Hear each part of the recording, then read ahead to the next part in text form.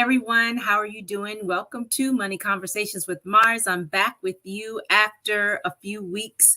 Folks, I have a competitive dancer in my home, and so our family really creates our summer schedule, at least for the month of July, around the competition. So we turn those into family vacations as well, and it's fun making friends with our dance family, and we have just had a good time. It was work. I'm not even gonna deny that.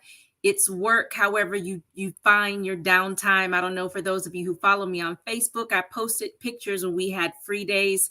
Didn't do too much posting on the other days because if you have any type of athlete in your home who competes, even though it's them that's on the stage or on the field, whatever your sport is, it's a lot for the parent. It's a lot of anxiety, not bad anxiety, but excitement, and you're keeping them calm and you're giving the pep talks. Like we always tell our children that you were a winner before you arrived. You are a child of God. We win. That's what we do. So regardless of what happens when you get off that stage, you are a winner. And we always ask, did you do your best? If you did your best, that's all you can do. You are a child of God. You are a winner. So that's how we keep them level, not getting caught up. But anyway, it's great. We have another competition coming up next week. This time is rolling by fast. I have a great topic. I feel like this is for the parents or the aunts and uncles who want to open up accounts for nieces and nephews. School is about to start back up here in the state of Georgia, where I am located. And so I just thought this was on time. Now, what I recently did in preparing for the school year that starts literally in a couple of weeks, looking at the money, budgeting, because again of the competitions, we had to start getting back to school ready, doing our shopping and things of that nature the end of June, because we knew as soon as the first competition comes, it's like we were going to be gone for 8 or 9 days. So anybody who's ever gone on any type of trip, whether it be business or personal, if you're gone over 5 days, when you come back, especially if you're running a business or working, you have to go through those emails. You have to unpack and wash clothes and put it away. And then you throw kids in the mix. Oh my goodness, it's a whole process of, unloading to get ready to leave again. So like I said, we had to start the going back to school process at the end of June, because we knew that when we come back from this next competition, we have the weekend and they go back to school on Monday. So this topic that we're going to talk about, I had to do my own research so I could pick the accounts that were best for my kids. And so if you don't mind, I would like to share some of my research, I'll call it. I've talked to you all about NerdWallet before. I went ahead and signed up on NerdWallet, built my profile, and they send me things customized to myself. You can do the same thing. I think NerdWallet is a great resource for information. There is a paid feature where they'll give you certain tips. Motley Fool, you've heard me talk about that. Earlier on in my 20s, when I first became interested in financial literacy, Motley Fool was the website that I would go to a lot. Since then, NerdWallet has come out, and I just really like it. I really do. However, I would say probably a couple of weeks ago, 2-3 weeks ago, I'll say, I created an account on mint.com because I wanted to kind of track my money. Now, I do have my spreadsheet because I can tinker with that a little bit more. However, the mint.com allows me to keep up with transactions on a daily basis. It allows me to categorize things. I can look at my spending in a chart form, graph form, what have you.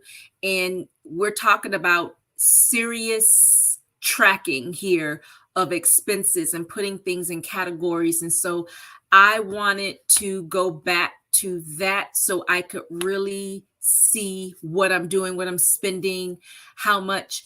Those projections will help to create a budget in the future, depending on how you do your budget, whether it's a month at a time, whether you do it quarterly, or whether you really sit down and do it for a year. If you're a parent, maybe you do school year. I don't know. It just depends. However you want to do it. I feel that mint.com, it really allows you to get specific about your spending and putting things in categories and really having a lot of data to analyze so you know where to cut back, maybe move things over. It allows you to set goals. And so that's something I plan to create a test account so we can look at that. And maybe you want to use that to budget. But in the meantime, go to mint.com and kind of play around. Nerd Wallet does have something that's a little similar. However, I just found Mint to be easier to use. It was a little more functional to me. Nerd Wallet, I had to. So here's the thing with me, and I'm going to tell you a little bit about my my personality. I like things to be quick. I like to find things quickly. I do not like to look for things. You know, when I go in, I need to be able to click, click, click, click, click, and do what I have to do. If I have to spend more than 2 or 3 minutes looking for something, my attention span, I'm just not going to do it. And so that is why I left Nerd Wallet for the budgeting purposes. I used Mint because it just seems like everything is bam, bam, bam. It's just right there. The categories make sense. The titles make sense. The verbiage that they use on the website, I connected with it right away. It was easier to me. Nerd Wallet, they need to put the things in one place, and you just had to click on things, and I just had to look for things too much. And like I said, I don't have time for that. So I'm using mint.com, and that's a great website. And they have a app that you can use on your phone. So we're talking about you're out and you want to analyze your spending, especially if you are to the point where you are setting aside discretionary funds. Pretty much after you've paid all your bills, you have money and you decide how you're going to spend it. And if you're out and you pull up the app and you want to see, well, how much of my discretionary funds have I used? You can look at it right then and there. And I think that's awesome. Like I said, I need things to be bam right there, right? So Mint is one of those things. You set it up, you sit down, you take the time to set it all up, and you will get so much information. You know, you can study your patterns. I feel like it helps you to plan your weekends. I just love that website. And this isn't my first time using it. I've used it before, you know, probably when I had more time on my hand before I had 2 children and I could spend a lot of time, which that is something that I used to do. And I'm really going to get into these accounts, but I feel like this is worth sharing. So before I had kids, on Saturday mornings, that was my routine.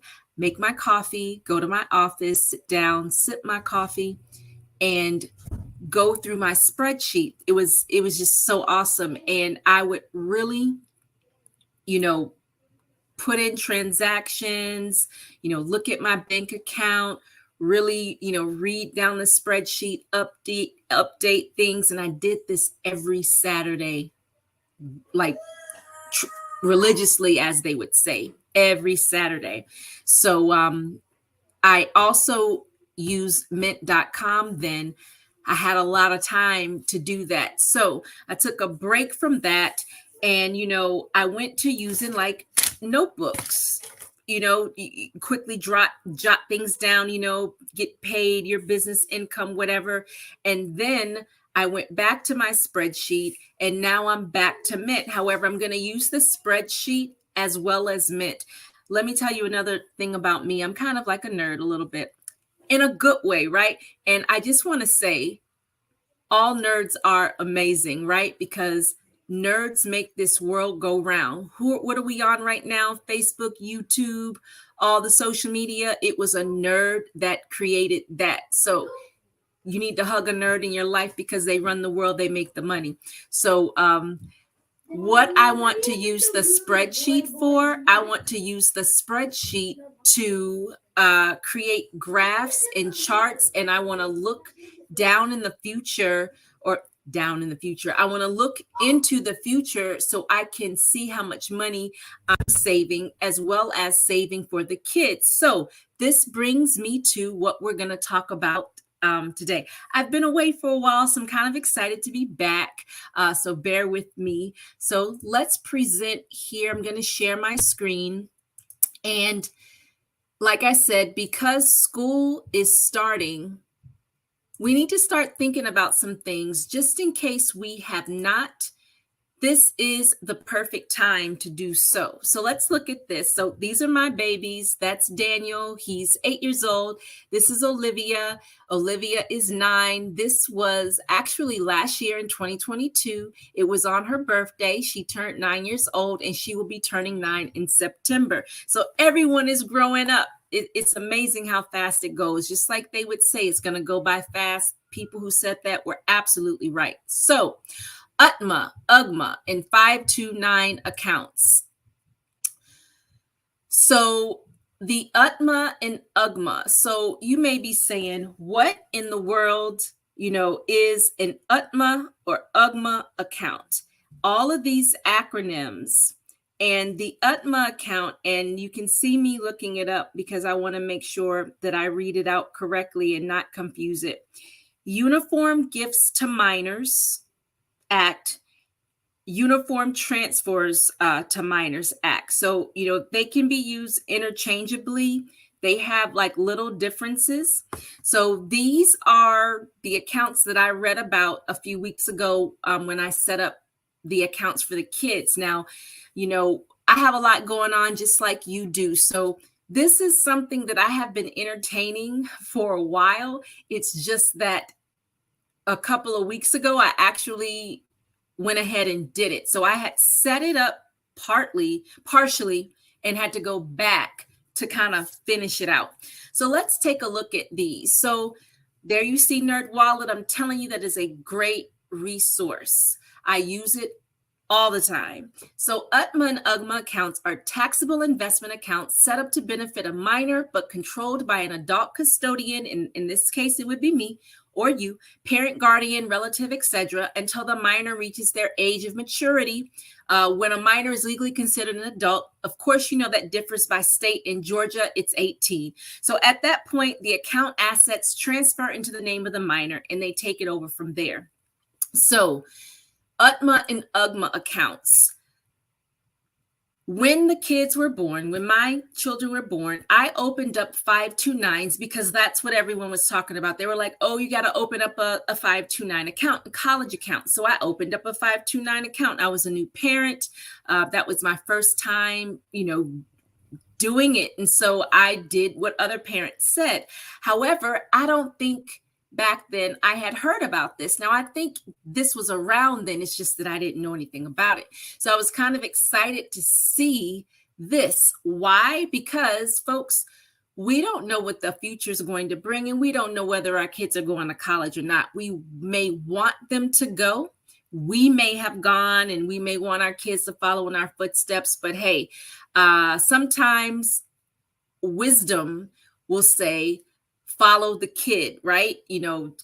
Susie or Joe may show an interest in this or that. And so, it kind of works out well. I'm finding in the beginning now, like I told you, we're only 8 and 9 years into this parenthood game. So I don't profess to know everything about it. However, I can tell you from firsthand experience, you got to kind of follow them a little bit, but you give them like these narrow lanes, right? So we're kind of controlling the boundaries, but kind of letting them walk maybe one step ahead, depending on the category. Otherwise, we're in front. Does that make sense? But when it comes to what they want to do, like I said, I have a dancer. I have my guy is in karate. Both of them have played soccer. Daniel played flag football for the first time this year. We're trying to, kind of figuring them out a little bit. The girl seems to have taken to entrepreneurship. The boy wants to make Beyblade videos. You know what I mean? Which he doesn't know that he could be an entrepreneur in that. But my son doesn't like structure, so he doesn't like the work, but he'll make the videos. And let's say he were to be picked up for an endorsement, that would probably shock him, right? Because all he wants to do is play, turn the camera on me, and put it on the family Instagram page. That's all he cares about. He literally looked at me and said, "I'll help Olivia, but I don't want to have a business, mom." To me, that was, "I don't want to do any work, mom." That's what that was. But it's all good, right? We're still in belief. He's only 8. He has time. All right. So when I say that, all of that, I say that to say they may not go to college, which is not a bad thing. It's the 21st century, right? You can get a whole education off of YouTube. All right, so let's not criticize, look down upon. In my day, going to college was everything because it was a different time, but it isn't like that, okay? Depending on what you want to do. So again, I like to throw that out there. We're not going to criticize or judge, because just like college isn't for everybody, military isn't for everybody, entrepreneurship isn't for everybody, working a job isn't for everybody, different strokes, different folks. Freedom in Christ, right? He gave everybody gifts and talents. Let's just look. What does the scripture say? Your gift will make room for you. All right. So that was off on a tangent. Let's get back. So benefits of an UTMA or UGMA account. All right. There's flexibilities in these accounts. So you can bypass the trust process, the savings and cost time. There are no contribution limits, so you can put as much money as you want into these accounts. It's very easy to set up. I can tell you that firsthand. What took me so long to actually do it is going in the file cabinet to get their social security numbers. So can you tell me how lazy was I? I just was in a... You know how it is. You sit down at the laptop, you may have your list. It's like, okay, I'm going to do this today. I'm going to do that today. And I started it. And then it's like, oh man, I got to go upstairs to the file cabinet and get the social security numbers. And I did not want to get out of my chair. I'm just telling all on myself tonight. I did it because it's like, I got to get this done. So I'll skip it and I'll come back. So a couple of weeks ago, I decided to go upstairs, get the documents that I needed so I could set the account up fully. So it's very, very easy. There are no withdrawal restrictions, which is a good thing. All right. So you're putting the money in, you can take it out, and you don't have to use it just for tuition or books or something like that. And then when they become of age, you can transfer the money. Now, in knowing this, depending on what state you live in, at the legal age, the money goes to them and they're in control of the money. So what does that tell us? We need to be teaching them money skills, right? Because we don't want it to go to them and it's like, oh, I'm going to the beach, or I'm going to go on a shopping spree, or a friend shared with me. Oh my goodness, this was maybe 10, 15 years ago. And a friend at the church told me her son took his first paycheck and purchased a Gucci belt with it. His part-time job, he was in high school. Now he's a grown man today, a military man, responsible, great dad, all that, right? He bought a Gucci belt with his first paycheck. And that belt was every bit of $300 or $400. And this... They were not happy. The parents were not happy. They were like, what did you just do? Like, you worked all those hours after school and you spent all of it on a belt. A belt, just a belt. But anyway, so saying all that to say, we have to teach them skills if this money is going to transfer over to them. Hopefully we have the relationship where even after they have control of it, we can guide them and coach them through it. All right. What are the drawbacks? No tax benefits, taxable account, reduced financial aid eligibility, because remember, this counts as income. You cede control at the age of the majority. So that means us as the parent, we have to give them the account because it's in their name, right? We're open it. We're the custodian over the account. But when they become legal age, depending on your state, it's their money. So we have to let go. So again, bold, underline. That's why it's so important to kind of coach, guide, teach them, give them little scenarios where, you can kind of see if they're responsible or not. This is what I hope to do. Because again, my disclaimer is I'm 9 years into the parenthood game. So these are things that we are attempting to do, giving them little scenarios, giving them enough space to where if they make a mistake or they have regrets about a purchase, we have a teachable moment there, right? You want to start off while they're young so you don't get into the situation like the church friend of mine whose son bought this $300, $400 Gucci belt. Does that make sense? Irrevocable gift. So this isn't something that you can transfer over to someone like the 529, which we're going to talk about in a few minutes.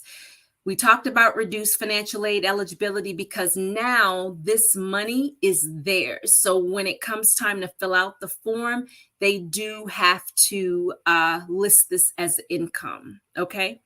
All right. So let's go on.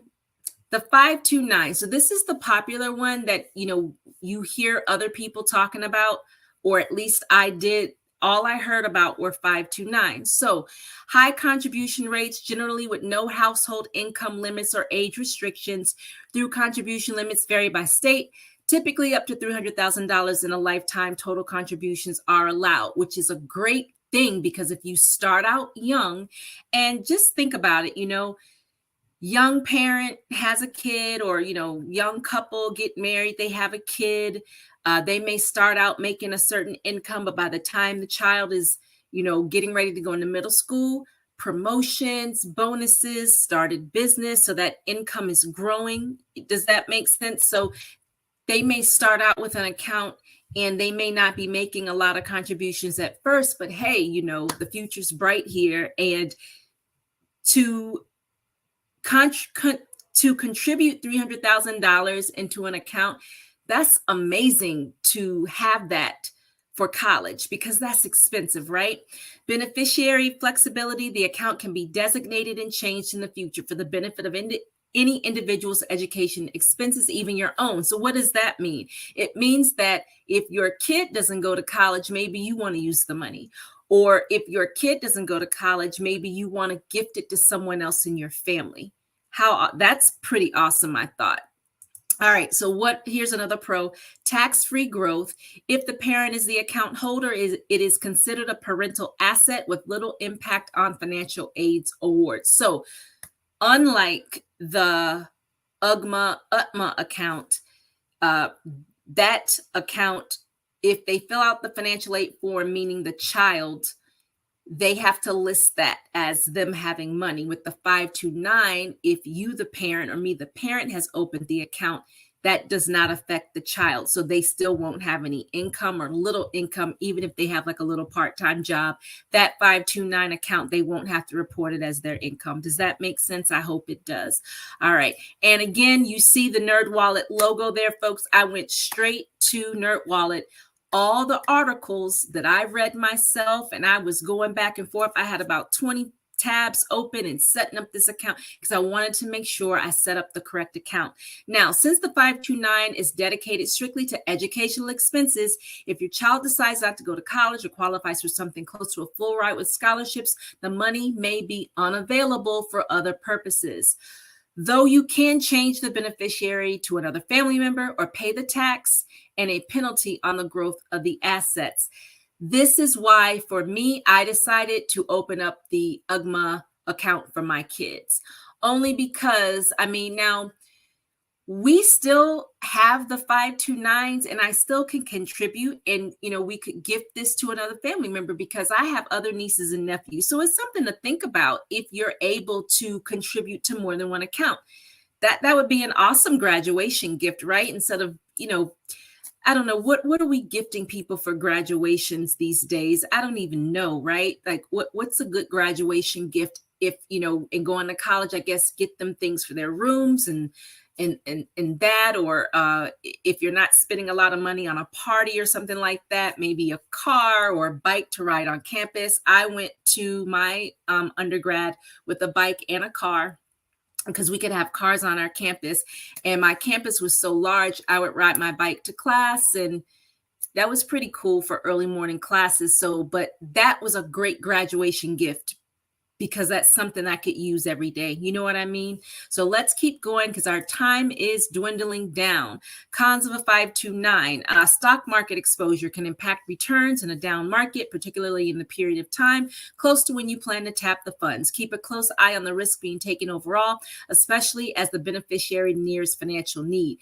For me, this is with any type of investment vehicle you use, there are always going to be risks. So don't let that stop you. There are risks in everything. There's a risk in walking outside of the house. It doesn't mean that you don't invest, okay?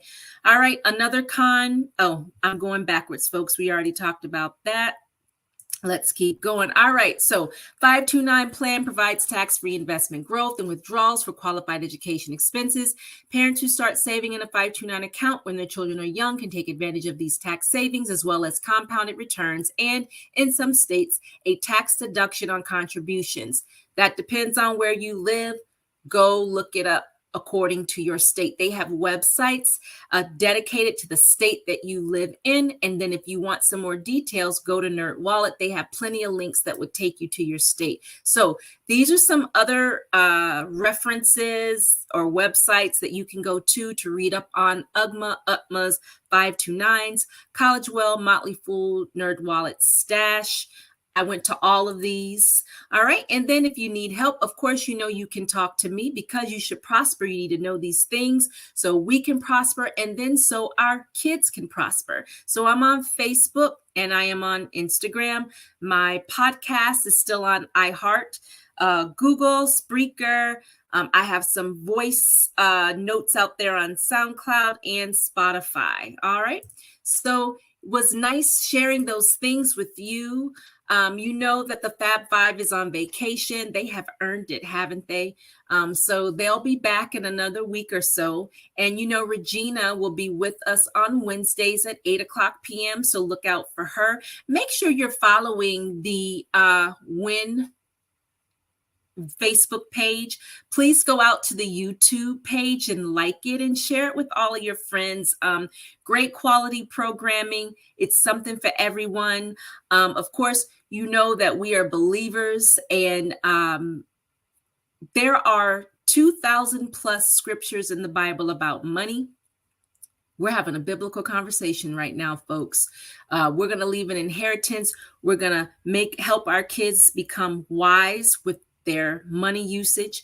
We're going to leave some money for the next generation.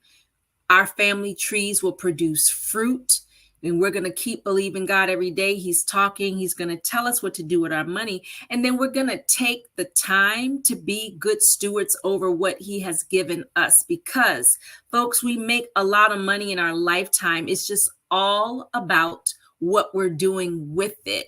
And so it isn't that we don't have the money, it's what we're spending it on. So chin up. The glass is always half full. We just have to be good stewards over what we're given and always believe in God for the best. So that's my show for today, Money Conversations with Mars, because you should prosper. And I will see you back here next week. Trying to make a ways now. Money, money, money, money, money.